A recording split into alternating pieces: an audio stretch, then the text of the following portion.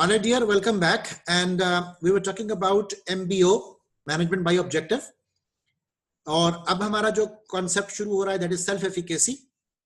और self efficacy में it is said that an individual's feeling that he or she can complete a task, उसके अंदर एक inner drive मौजूद होती है which is saying that I know I can do it. Okay? और उस आपकी inner signal और inner drive से basically होगा क्या? Enhances probability that goals will be achieved. ठीक है, तो आप अपनी डिटर्मिनेशन, आप अपनी मोटिवेशन के साथ, आप अपने कंसर्न के साथ उस काम को फिर परफॉर्म करते हो और उम्मीद की जाती है कि व्हेन आपका इरादा पुख्ता हो तो काम को पाए तकमील तक पहुंचाने में ज्यादा दुश्वारी का सामना शायद ना आपको करना पड़े. लेकिन एक बात याद रखिएगा कि self efficacy is not to be confused with self esteem. Okay, which is basically individuals' degree of liking or disliking themselves.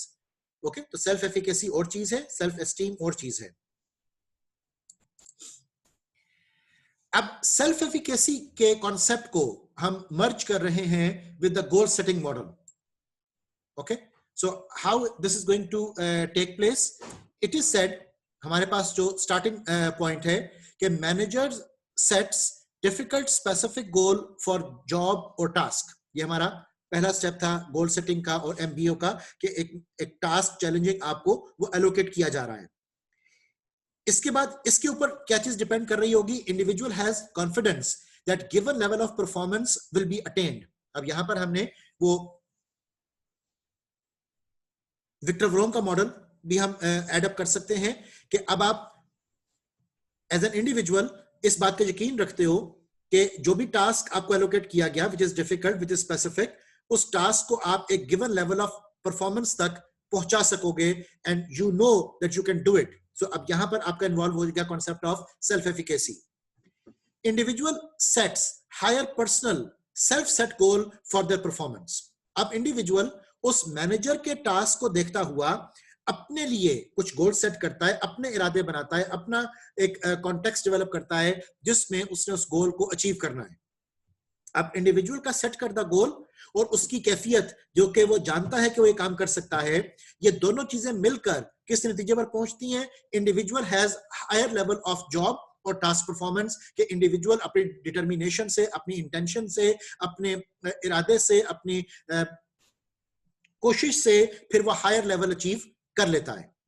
ठीक है, तो याद रखिएगा कि परफॉर्मेंस अटेनमेंट और मैनेजर के ऑब्जेक्टिव सेटिंग के दरमियान में जो मेन एस्पेक्ट है वहां पर आपको सेल्फ एफिकेसी की जरूरत है. और सेल्फ एफिकेसी बेहतर हो जाती है जब आप उसके साथ पॉजिटिव रीइंफोर्समेंट को भी एड अप कर लो.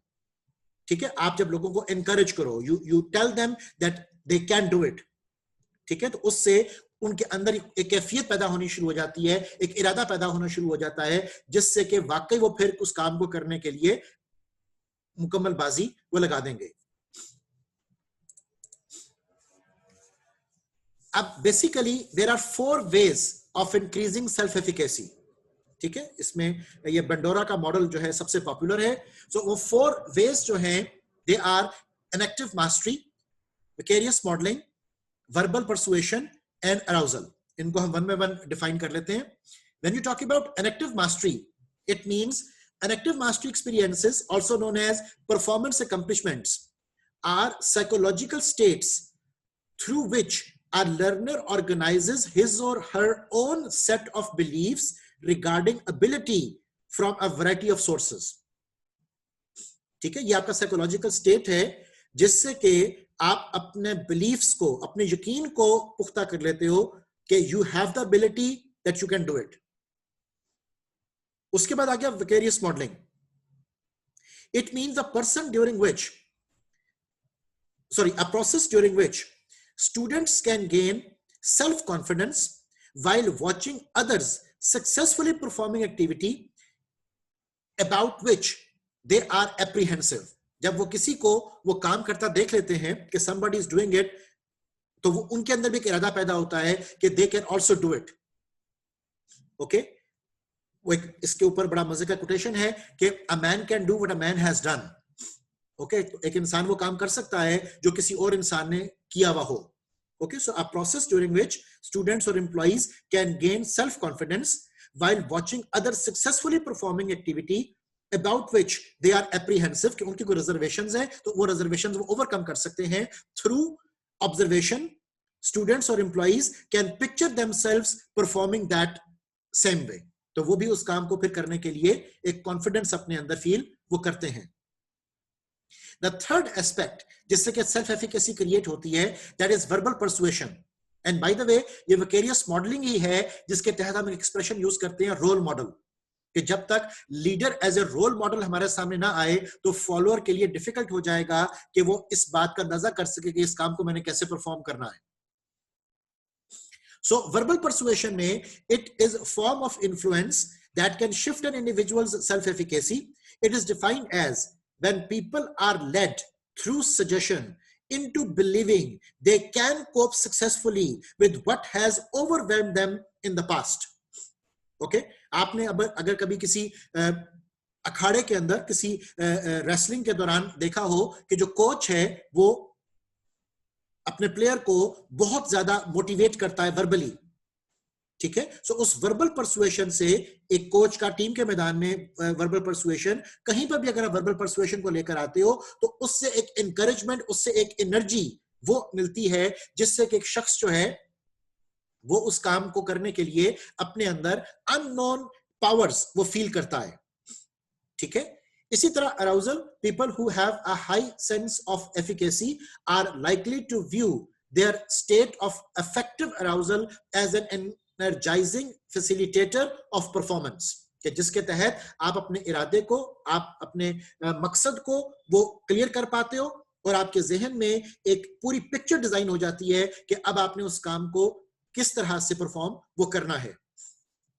देयरफॉर आपके पास जो साइकोलॉजिकल वेलबींग है, आपका जो डेवलपमेंट ऑफ थॉट है, आपको जो लोगों की तरफ से रीइंफोर्समेंट्स आ रही हैं, वर्बल परसुएशंस आ रही हैं, आपने उस काम को होते हुए कहीं पर देख भी लिया और आपका ये यकीन कि आप इस काम को अब कर भी सकते हो, ये तमाम चीजें मिलकर आपके सेल्फ एफिकेसी को इंक्रीज करती हैं.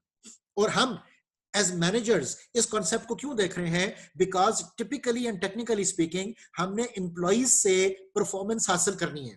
तो आप एम्प्लॉइज को ट्रिगर करने के लिए, उनको इस बात का यकीन दिलाने के लिए कि they can do it, we have to follow up these aspects. Now, another important theory which is like holding a high value in our discussion is equity theory. In equity theory, it is said that individuals compare their job inputs and outcomes with those of others and then respond to eliminate any inequality. कि आप अपनी job के साथ दूसरे की job को compare करते हो और फिर ये एवेल्युएट करते हो कि आया आप उससे बेहतर काम कर रहे हो, आप उससे कमतर काम कर रहे हो, आपको बेहतर कंपनसेशन मिल रही है या आपको कमतर कंपनसेशन मिल रही है. इस मकसद के लिए जब हमने कंपैरिजन क्रिएट करना है तो we have got 4 comparisons: self inside, self outside, others inside and others outside. Let us discuss these one by one. जब हम बात करते हैं सेल्फ इनसाइड की, तो सेल्फ इनसाइड वुड मीन कि आप अपने आप को एक ही ऑर्गेनाइजेशन के अंदर किसी और पोस्ट पे अगर आपने काम किया हो उसके साथ कंपेयर करते हो. जब कहा जाए सेल्फ आउटसाइड तो इसका मतलब होगा कि आप अपने आप को किसी और जगह पर आपने काम किया, किसी और कंपनी में आपने काम किया, उसके साथ कंपेयर करते हो. अदर्स इनसाइड का मतलब है कि आप अपने आप को दूसरे कोलीग्स के साथ कंपेयर करते हो, दूसरे एम्प्लॉयज के साथ कंपेयर करते हो. और अदर्स आउटसाइड का मतलब यह है कि आप अपने आप को कंपनी से बाहर किसी और कंपनी में जो लोग काम कर रहे हैं उनके साथ अपने आप को कंपेयर करते हो. अब इन 4 कंपैरिजन पॉइंट से यहां पर जो हमारे पास दर्ज हैं 3 तरह की सिचुएशंस वो आ सकती हैं, ठीक है. यहां पर where O divided by IA represent the employee and O divided by IB represent the relevant other. ठीक है, दूसरा बंदा जिसके साथ आप अपने आप को कंपेयर कर रहे हो. The O would mean the output and the I would mean input. So output input ratio of person A, if it is less than output input ratio of person B, so this is inequality due to being under rewarded. If output input ratio of person A is equal to output input ratio of person B, that is equality. And if output input ratio of person A is more than output input ratio of person B, inequality due to being over rewarded. Okay इसके हवाले से जैसे पिछले lectures में भी हमने term सुनी थी red circle employees and green circle employees, तो इस तरह के बेशुमार कॉन्सेप्ट्स जो हैं वो इसकी टेक्निकल इंप्लीकेशन में वो इन्वॉल्व हो जाते हैं. और याद रखिएगा कि जब तक आप equity based compensation package plan design नहीं करेंगे तब तक आपकी ऑर्गेनाइजेशन के अंदर रेस्टलेसनेस वो क्रिएट रहेगी. अब इक्विटी थ्योरी के कॉन्टेक्स्ट में अगर फर्ज करें कि इनइक्वालिटी प्रिवेल कर रही हो तो उस इनइक्वालिटी को लोग कैसे रिस्पॉन्ड करते हैं, उसके लिए कुछ हमारे पास चॉइसेस हैं. The first response can be change input. Okay, तो people would slow the work कि जी हमें तो इसमें उतनी कंपनसेशन ही नहीं मिल रही तो हम काम क्यों करें, तो they would slow the pace. Number 2, change outcome, या आपको तनख्वाह बढ़ानी पड़ेगी, उनकी सैलरीज कंपनसेशन को बढ़ाना पड़ेगा. Number 3, distort change perception of self, कि आप अपने कंपैरिजन पॉइंट को चेंज कर दो. Distort change perception of others, आप दूसरों के कंपैरिजन पॉइंट्स को चेंज कर दो. या choose a different reference person, ठीक है, या परसेप्शन में चेंज ले आए, या आप अपने रेफरेंस पॉइंट को ही चेंज कर लें, और या लीव द फील्ड. तो नतीजा क्या निकलेगा, people would quit the job. Okay, तो ये 6 तरह के रिस्पॉन्सेज क्रिएट हो सकते हैं जो कि यकीनन ऑर्गेनाइजेशन के बेनिफिट में नहीं है. देयरफॉर आपको इन रिस्पॉन्सेज की तरफ जाने की बजाय बेहतर ये होगा कि आप अपने कंपनसेशन पैकेज प्लान को इक्विटी बेस्ड एस्टैब्लिश वो करें, और अगर मुमकिन हो सके तो शायद दूसरों से बेहतर ही परफॉर्मेंस के अगेंस्ट कंपनसेशन दें रादर देन कि आप उनको कम कर दें. ओके, बेहतरी के केस में तो पीपल वुड स्टे, ये आपकी एक रिटेंशन स्ट्रेटेजी हो सकती है. बट इफ यू पे लेस तो they would switch. And remember कि human asset, human capital, human resource is a type of asset, capital and resource जिसको आप own नहीं कर सकते, सिर्फ retain कर सकते हो. And people would obviously switch, और जब आप switch कर जाएंगे तो long term performance of the organization is going to be hurt.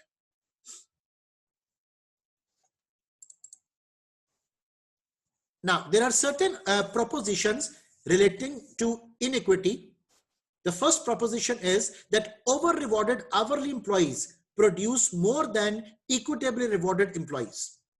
ठीक है, आप लोगों को कंपनसेशन बेहतर देंगे तो प्रोपोजिशन ये है कि they may do better. Number 2, over rewarded piece work employees produce less but do higher quality piece working. ठीक है, तो उनको काम करने की जल्दी नहीं होगी because they know कि they are already getting good, और वो काम के अंदर क्वालिटी को भी वो लेकर आएंगे. The third proposition related to this equity concept is under-rewarded hourly employees produce lower quality work. Okay, अब हम जैसे पीछे भी हर थ्योरी की एप्लीकेशन को भी देखते आए कि आपने इसको ऑर्गेनाइजेशन के अंदर अप्लाई कैसे करना है, तो अब हम उसी कॉन्टेक्स्ट में इक्विटी थ्योरी के प्रोपोजिशंस को भी देख रहे हैं कि under-rewarded hourly employees produce lower quality work. Why? Because उनकी कोशिश क्या होगी कि ज्यादा से ज्यादा माल बनाकर अपनी कमीशंस को, अपनी अर्निंग्स को बेहतर बना लें. And under rewarded employees produce larger quantities, not qualities, of low quality piecework than equitably rewarded employees. Okay, तो ये हमारे पास 4 propositions हैं जो कि एक्सपेक्टेशंस हैं related to the organisational working, के एम्प्लॉइज के जो रिस्पॉन्सेज होंगे वो किस किस तरीके के होंगे related to your output input ratio prevalent in the organisation. अब हम इक्विटी के साथ जस्टिस के मॉडल को वो रिलेट कर रहे हैं. And as you all know कि जस्टिस के केस में हमारे पास 3 तरह के जस्टिस एक्सप्रेशंस हैं. There is distributive justice, there is procedural justice, and there is interactional justice. ठीक है, अब हम इन तीनों को इक्विटी के साथ लिंकअप करते हैं. फॉर एग्जाम्पल, अगर हम डिस्ट्रीब्यूटिव जस्टिस को देखें तो इस definition is perceived fairness of outcome. अब इसमें इक्विटी एप्लीकेशन क्या है, I got the pay raise I deserved. Okay, आपको ये फीलिंग आई कि आपने जो मेहनत की थी उसका फल आपको मिला and you got the raise in the salary. Procedural justice जब वहां पर मौजूद हो तो that means perceived fairness of process used to determine outcome. Okay, कि जो जिस पैरामीटर के जरिए आपकी वैल्यूएशन की गई थी वो वैल्यूएशन पैरामीटर सही था. If that is the case, तो उस सूरत में क्या होगा कि आपको जस्टिस की फीलिंग होगी. इसकी एग्जांपल देख लीजिए. I had input into the process used to give raises and was given a good explanation of why I received the raise I did. Means आपको फीडबैक दिया गया और वो एक प्रोसेस के तहत, एक मेरिट के तहत वो दिया गया. तो जब तक मेरिट बेस्ड कंपनसेशन नहीं होगी तब तक प्रोसीजरल जस्टिस वहां पर नहीं आ सकता. इसी तरह इंटरेक्शनल जस्टिस को देखिए कि perceive degree to which one is treated with dignity and respect. Okay, उसकी एग्जांपल हमारे पास क्या है कि when telling me about my raise, my supervisor was very nice and complimentary. कि सिर्फ आपने तनख्वाह में इजाफे का लेटर नहीं देना है, बल्कि आपने बुला के 2 अल्फाज एप्रिसिएशन के भी बोलने हैं, जिससे कि एक शख्स की जो इज्जत नफ्स है वो भी बेहतर हो. ठीक है, उसकी जो सेल्फ एस्टीम है वो भी उसकी बूस्ट कर सके. सो अब जस्टिस के तीनों पैमाने, जिसमें कि डिस्ट्रीब्यूटिव जस्टिस, प्रोसीजरल जस्टिस और इंटरेक्शनल जस्टिस को हम देख रहे हैं, ये तीनों चीजें मिलकर ऑर्गेनाइजेशनल जस्टिस क्रिएट करती हैं. और ऑर्गेनाइजेशनल जस्टिस क्या होगा? Overall perception of what is fair in the organisation. ठीक है, जिसके लिए हम ऑर्गेनाइजेशनल बिहेवियर के अंदर भी कॉन्सेप्ट यूज करते हैं, परसीव्ड ऑर्गेनाइजेशनल सपोर्ट. ठीक है, जो पीओएस का कॉन्सेप्ट है, परसीव्ड ऑर्गेनाइजेशनल सपोर्ट. तो परसीव्ड ऑर्गेनाइजेशनल सपोर्ट को मेजर करने के लिए भी ऑर्गेनाइजेशनल जस्टिस का ये वेरिएबल यूज किया जा सकता है. So organizational justice क्या है? Overall perception of what is fair in the workplace. अब इसके example, I think this is a fair place to work. ये चीज लोगों के अंदर उजागर होगी. और जब ये चीज उजागर होगी, फेयरनेस का कॉन्सेप्ट आएगा, तो फिर इन्वॉल्वमेंट, कमिटमेंट, सेटिस्फेक्शन, एंगेजमेंट, इस तरह के जितने एक्सप्रेशंस आपको नजर आते हैं, ऑर्गेनाइजेशन सिटीजनशिप बिहेवियर, ये तमाम चीजें ट्रिगर होती हैं, जो कि ऑब्वियसली ऑर्गेनाइजेशन के लिए लॉन्ग टर्म बेनिफिट्स का सबब वो बनेंगी.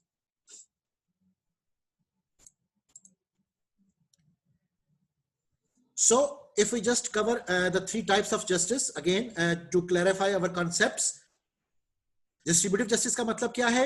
Perceived fairness of the outcome, means who got what.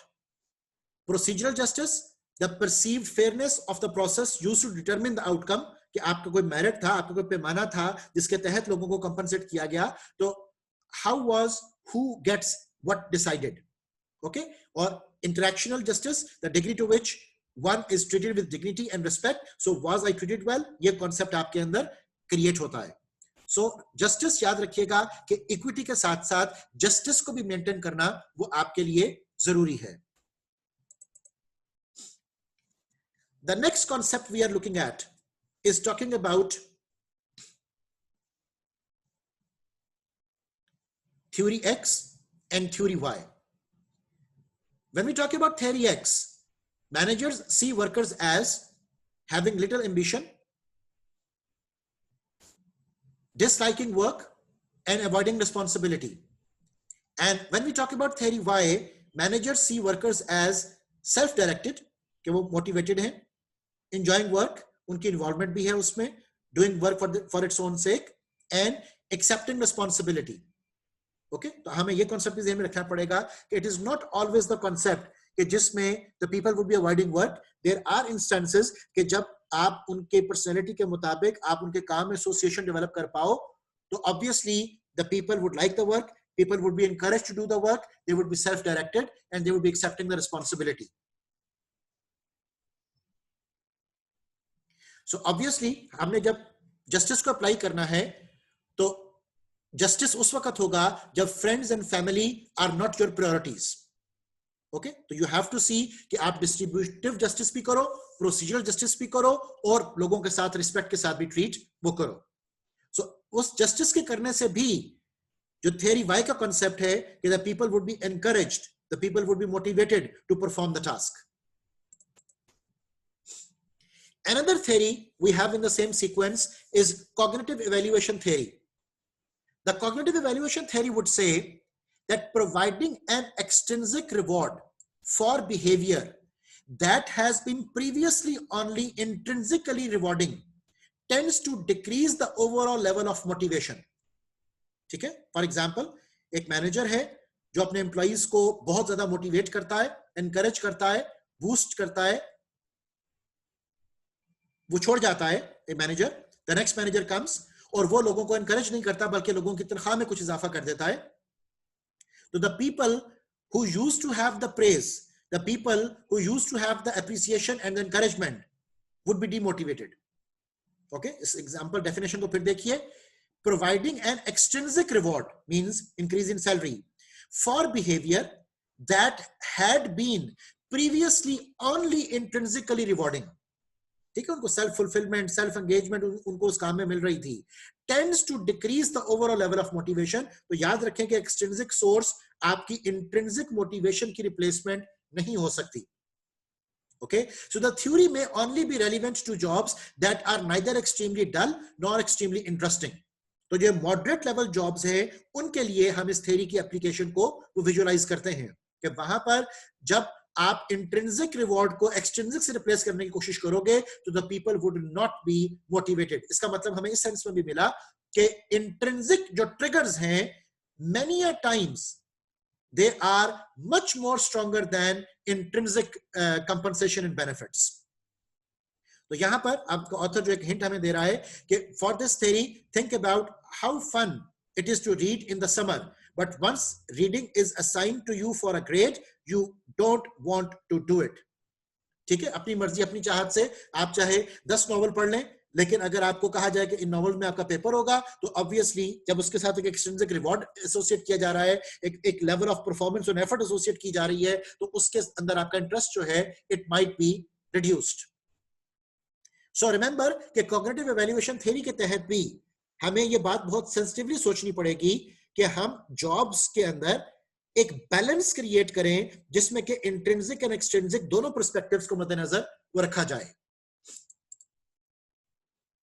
अब यहां तक हमने डिफरेंट मोटिवेशनल मॉडल्स को देखा और साथ साथ हमने ये डिस्कस किया कि इन तमाम मोटिवेशनल कॉन्टेक्स्ट को आपने ऑर्गेनाइजेशन के अंदर अप्लाई कैसे करना है।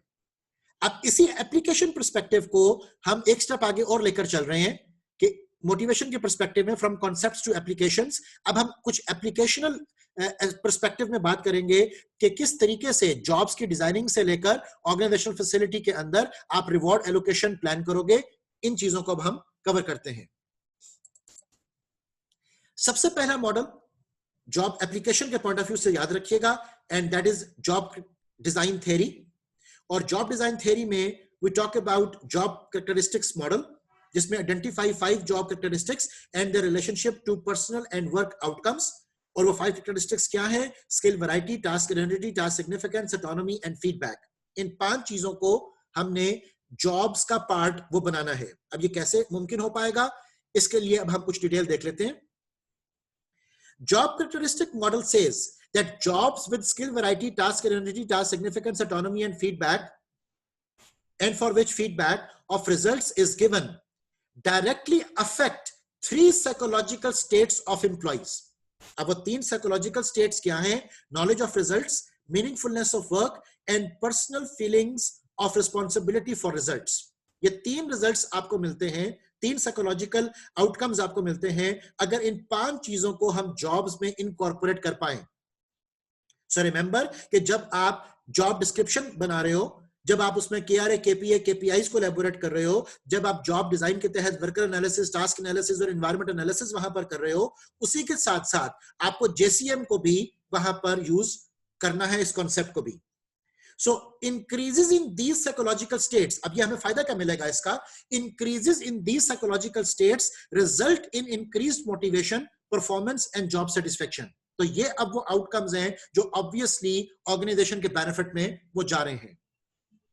और अगर ये 5 चीजें आप एक जॉब से निकाल दो, स्किल वैरायटी खत्म कर दो, टास्क आइडेंटिटी खत्म कर दो, टास्क सिग्निफिकेंस ना शो करो, लोगों को फीडबैक ना दो, उनको ऑटोनॉमी प्रोवाइड ना करो, तो फिर आप भूल जाओ कि वो साइकोलॉजिकली मोटिवेट होंगे और आप भूल जाओ कि अब वो वहां पर मोटिवेट होंगे या वो परफॉर्मेंस देने के लिए वहां पर जद्दोजहद करेंगे या वो जॉब सेटिस्फेक्शन को भी डेमोन्स्ट्रेट वो कर पाएंगे। इसकी कुछ एग्जांपल्स हम देख लेते हैं ताकि हमारे लिए ऑर्गेनाइजेशन फैसिलिटी के अंदर इनको अप्लाई करना आसान हो। जब हम बात करते हैं स्किल वैरायटी की, तो हाई वैरायटी वुड मीन कि द ओनर और operator of A garage who does electrical repair, builds engines, does body work and interacts with customers, कि अब उसको मल्टीपल स्किल्स रिक्वायर्ड हैं मुख्तलिफ तरह के कामों को करने के लिए। जबकि लो वैरायटी के केस में a body shop worker who sprays paint 8 hours a day, इस केस में क्या होगा, इसको हम कहते हैं टास्क स्पेशलाइजेशन। और टास्क स्पेशलाइजेशन से जहां पर आपकी वक्ती तौर पर वर्किंग एफिशिएंसी बढ़ भी जाएगी, तो वहां पर दूसरी तरफ job burnout, job anxiety, job frustration, job dissatisfaction, ये तमाम चीजें भी जनरेट वो हो रही होंगी। ओके, अब सेकंड एग्जांपल देखिए, हाई आइडेंटिटी। हाई आइडेंटिटी का मतलब है a cabinet maker who designs a piece of furniture, selects the wood, builds the object and finishes it to perfection. That means कि वो अपने आप को उस काम के साथ आइडेंटिफाई कर सक रहा है शुरू से आखिर तक। जबकि लो आइडेंटिटी का मतलब होगा a worker in the furniture factory who operates a lathe and make table legs, कि वो सिर्फ एक मशीन पे काम कर रहा है और सिर्फ वो एक ही आइटम बना रहा है। ओके, तो उससे क्या होगा, उसके काम में रिडंडेंसी क्रिएट होनी शुरू हो जाएगी, और काम में जितनी ज्यादा रिडंडेंसी होगी, नतीजतन साइकोलॉजिकल स्टेट्स आपको आउटकम पॉजिटिव देने की बजाय बर्नआउट और एंजाइटी की तरफ ले जाएंगी। अब टास्क सिग्निफिकेंस को देखिए। High significance would mean nursing the sick in A hospital intensive care unit, ठीक है, बड़ा इंपॉर्टेंट काम है। लो सिग्निफिकेंस के केस में स्वीपिंग हॉस्पिटल फ्लोर्स। अब स्वीपिंग हॉस्पिटल फ्लोर्स जो जेनिटोरियल स्टाफ वहां पर परफॉर्म कर रहा है, हमें उनको भी ये बात बतानी पड़ेगी कि जनाब आपका काम भी इज वेरी सिग्निफिकेंट, क्योंकि अगर आपका सिग्निफिकेंस नहीं होगा, वहां पर सफाई ना होने की वजह से जर्म्स फैलेंगे, तो सर्जन का किया हुआ जो ऑपरेशन है वो शायद कोई मायने नहीं रखेगा। ओके, इसी तरह ऑटोनॉमी की जब हम बात कर रहे हैं, तो ऑटोनॉमी में a telephone installer who schedules his or her own work for the day and decides on the best techniques for a particular installation, उसके पास इख्तियार है कि वो अपने सारे काम को खुद से प्लान करे, खुद से डिजाइन करे और एग्जीक्यूट करे। जिसके बरक्स a telephone operator who must handle calls as they come according to a routine highly specified procedure, again उसके प्रॉब्लम क्या होंगे, आपको साइकोलॉजिकल स्टेट्स नहीं मिल पाएंगी, जिन साइकोलॉजिकल स्टेट्स के लिए हमें सारे मॉडल को वो पढ़ रहे हैं। इसी तरह हाई फीडबैक में an electronics factory worker who assembles a radio and then tests it to determine if it operates properly, तो उसको वहीं पर फीडबैक मिल गया कि जनाब वो काम ठीक करेगा कि नहीं करेगा। जबकि लो फीडबैक के केस में an electronics factory worker who assembles a radio and then routes it to a quality control inspector who tests and adjusts it, उससे उस वर्कर को कभी ये नहीं पता चल पाएगा कि उसने गलती की क्या थी। ओके, तो याद रखिएगा कि जब आपने जॉब्स को डिजाइन करना है, आपने जॉब्स को एसोसिएट करना है एक दूसरे के साथ, तो वहां पर भी आपको इन बातों का ख्याल रखना पड़ेगा कि लोगों की जो साइकोलॉजिकल स्टेट है, it holds a lot of importance in the organisational outcome. अब अगर हम इस सारी बात को एक फ्लो शीट डायग्राम में देखें, तो यहां पर हमारे पास इसका डिस्प्ले आता है कि कोर जॉब डायमेंशंस जो कि है skill, variety, task, energy, task significance, autonomy and feedback, इनमें से जो पहली तीन कोर जॉब डायमेंशंस हैं, वैरायटी, आइडेंटिटी एंड सिग्निफिकेंस, ये आपको प्रोवाइड करती हैं experience meaningfulness of the work, कि आपको एक काम में एक इन्वॉल्वमेंट नजर आती है, आपको काम में एक लिंकेज नजर आता है कि इस काम में मेरे लिए हासिल क्या है। इसी तरह autonomy would give you experience, responsibility for outcomes of the result, आप अपने आप को रिस्पॉन्सिबल फील करते हो, अकाउंटेबल फील करते हो उस काम के लिए। और फीडबैक के केस में knowledge of the actual results of the work activity, okay, वो आपको मिलता है। तो जब ये तीन साइकोलॉजिकल स्टेट्स आपकी ट्रिगर करेंगी, उन तीन साइकोलॉजिकल स्टेट से you will get high internal work motivation, you will get high quality work performance, you will get high satisfaction with the work, and obviously low absenteeism and low turnover would be there. Okay, अब organisation के अंदर चाहे profitability ultimate objective हो एक employer का, लेकिन उस profitability को आप तब तक सस्टेन नहीं कर सकोगे जब तक एम्प्लॉइज का वहां पर जो इन्वॉल्वमेंट है वो ना हो। Okay, so that is the reason कि profit is no doubt is the outcome you are looking for, लेकिन उस तक पहुंचने के लिए अगर आपका हाई टर्नओवर और एब्सेंटिज्म हो जाएगा, तो अब आप प्रॉफिट कैसे हासिल कर पाओगे। देयरफॉर याद रखिएगा कि आपके टेंजिबल आउटकम्स भी जो हैं, उनके लिए भी आपको सॉफ्टवेयर एस्पेक्ट्स के ऊपर फोकस वो करना होता है। ओके हमारे छोटे छोटे सेटअप्स के अंदर भी, इनफॉर्मल सेटअप्स के अंदर भी जो वर्कर्स काम कर रहे हैं, उन एंटरप्रेन्योरल वेंचर्स में, फैमिली रन एंटरप्राइजेस के अंदर बेशुमार आपको ऐसी एग्जांपल्स मिल जाती हैं जहां पर टॉप मैनेजमेंट वर्कर्स के साथ अपने आप को बहुत ज्यादा इन्वॉल्व कर लेते हैं। अब वो इन्वॉल्व भी क्यों कर रहे हैं? वो इन्वॉल्व इसलिए कर रहे हैं कि psychologically they can feel engaged. ठीक है, जिसको आप एक और टर्म यूज करते हो बड़ी इंपॉर्टेंट, साइकोलॉजिकल कॉन्ट्रैक्ट। ओके तो एचआरएम के अंदर भी, एचआरएम में भी हम एक टर्म यूज करते हैं बहुत ज्यादा, साइकोलॉजिकल कॉन्ट्रैक्ट। तो साइकोलॉजिकल कॉन्ट्रैक्ट जब तक हो नहीं पाएगा एम्प्लॉयर और एम्प्लॉय के माबैन, तब तक लॉयल्टी, तब तक कमिटमेंट, तब तक एंगेजमेंट, तब तक सेटिस्फेक्शन, तब तक इन्वॉल्वमेंट, तब तक ऑर्गेनाइजेशन सिटीजनशिप बिहेवियर, तब तक परसीव्ड ऑर्गेनाइजेशनल सपोर्ट, इस तरह के बेशुमार लातादाद एक्सप्रेशंस हैं जो वहां पर मटेरियलाइज नहीं होंगे। ठीक है, और अगर आप ये समझते हो कि इन तमाम चीजों के बगैर भी काम हो सकता है तो then try your luck. Long term performance आपको शायद अचीव नहीं हो पाएगी।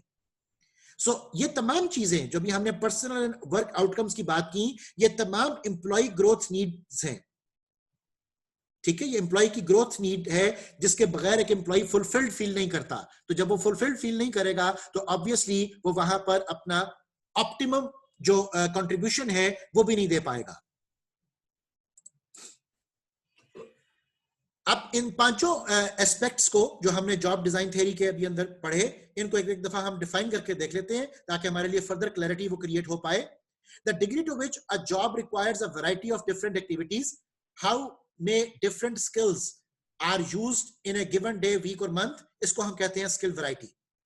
जब हम बात करेंगे टास्क आइडेंटिटी की, the degree to which the job requires completion of a whole and identifiable piece of work, ठीक है, फ्रॉम बिगिनिंग टू एंड, आप अपने आप को एसोसिएट कर लेते हो उस काम के साथ। इसी तरह टास्क सिग्निफिकेंस में, the degree to which the job has a substantial impact on the lives और work of other people, that is what we call task significance. तो जेनिटोरियल स्टाफ से लेकर आपको सर्जन तक सब लोगों को यह बताना है कि इंसानी जिंदगी के तहफ्फुज के लिए उनकी जॉब्स कितनी सिग्निफिकेंट हैं। ऑलराइट, सो रिमेंबर बेटा कि ये सिर्फ definitions for the sake of definitions नहीं है, ये सिर्फ कॉन्सेप्ट्स पढ़ के उड़ाने के लिए नहीं है। आपने कोशिश करनी है कि बीइंग एचआर एक्सपर्ट्स आप इन चीजों को organisational policies, practices, procedures, processes का पार्ट भी बना सको। इसी तरह अगर हम ऑटोनॉमी की बात करें, जिसको आप डेलीगेशन ऑफ अथॉरिटी, एम्पावरमेंट, इस तरह के बेशुमार एक्सप्रेशंस आप यूज करते हो, the degree to which the job provide substantial freedom and discretion to the individual in scheduling the work and in determining the procedures to be used in carrying it out. Okay, तो आपको कितना खुद मुख्तारी दी गई, आपके पास कितना इख्तियार था उस जॉब में अपने काम को सही तरीके से करने का।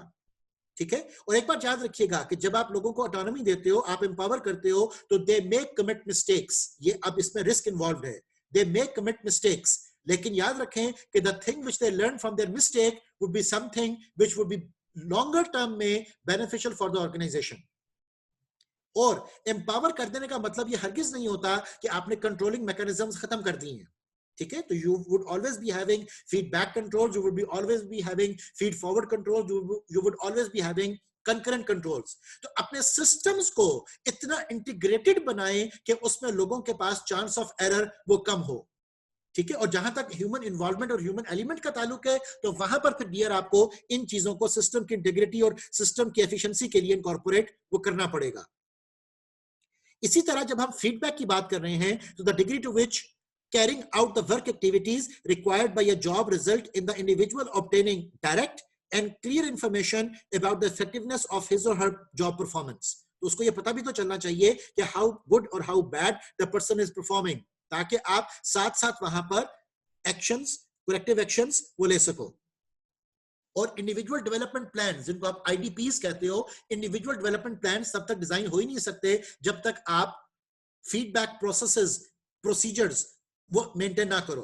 और इसी टॉपिक को अब हम आगे डिटेल में भी डिस्कस करेंगे when we will be talking about performance management system.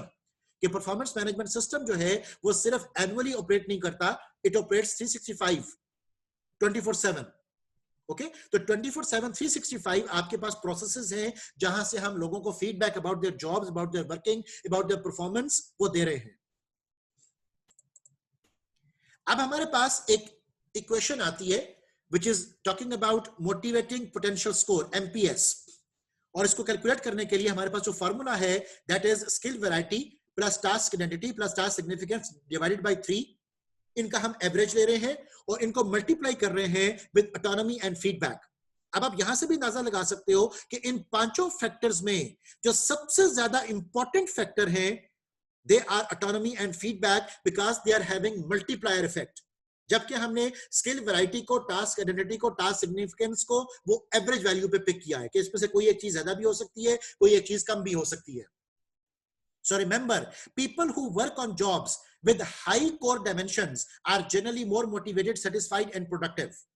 And job dimensions operate through the psychological states in influencing personal and work outcome variables rather than influencing them directly. इस बात को हम continue रखेंगे इंशाल्लाह next zoom session में. Please join कीजिए.